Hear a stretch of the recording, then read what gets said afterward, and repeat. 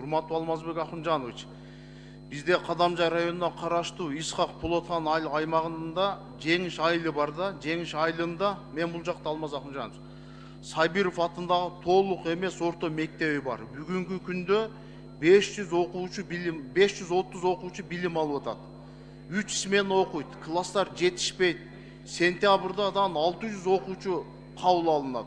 Ошого азыркы учурда жергиликтүү бийлик токтом долбоорлорунун жерлерин бүт документтерин даярдап, жаңы мектептин имаратын куруу боюнча иштер жүрүп атат да. Сөзсүз түрдө биз ошол Жеңиш айылында Сайбиров атындагы толук орто эмес мектебине жаңы мектеп куруп беришибиз керек.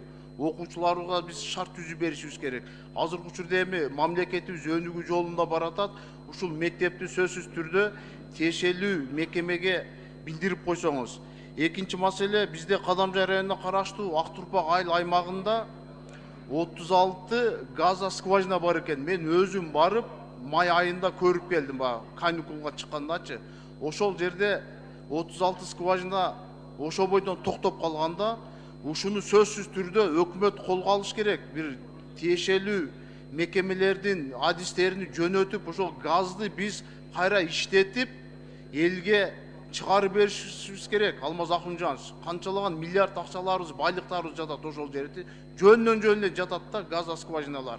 Көзүм менен көрүп келдим. Ошону иштетишибиз керек. Мүмкүн Баткен областына, Ош областына жетип калат. Газга муктаж болуп атпайбызбы?